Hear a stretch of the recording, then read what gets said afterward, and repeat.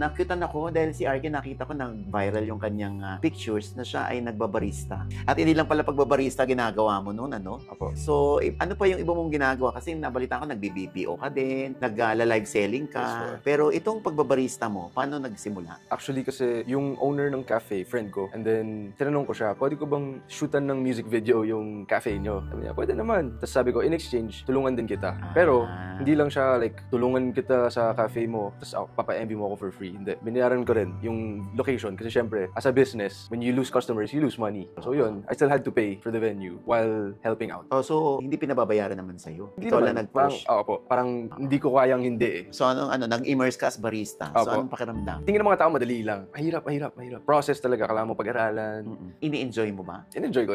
Oo. In-enjoy ko lahat ng pinagdadaanan ko. Kasi parang pinu-freestyle ko lang yung life eh. Kung anong mang opportunity, tatry ko. There's a first time for everything. Oo. So, ano yung mga nababasa mong comments doon sa may nakakuha ng pictures na nagbabarista ka? Iba-iba yung comments eh. Oo. May mga nakita akong actually sinasabi nila baka ako yung may-ari ng cafe. Especially sa news na lumalabas sa mga, diba? Sa mga contractors. Isipin nila, nepo.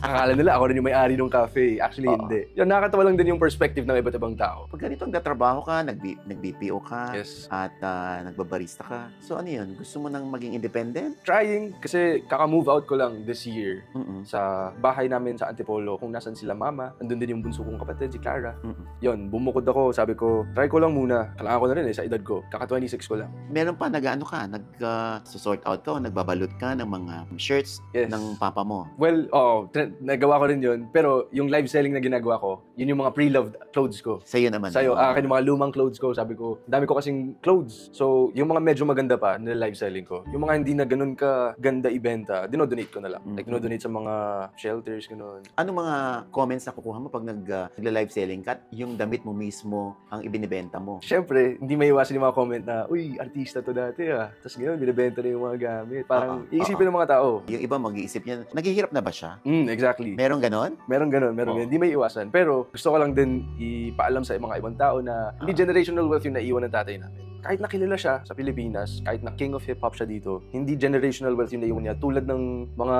wealth na na-accumulate ng ibang tao sa gobyerno. Yung mga, Hindi ganun kalaki. yung talagang nepo Yun babies talaga. na, Yun, mga pang-generational yun. Sa amin, hindi. Kailangan pa rin namin mag-take ng mga projects. Kailangan namin paghirapan, kumbaga. hindi kayo laki sa luho. Opo. Tsaka, mas satisfying pag tinabaho mo eh. Mas satisfying sa soul para sa akin. Pag tinabaho mo. Tsaka hindi ka naman hindi naman to nepo baby na yung tatay contractor o yung kaanak contractor. Kasi, nababalitaan pa namin, nagko-commute ka pa rin hanggang ngayon. Yes.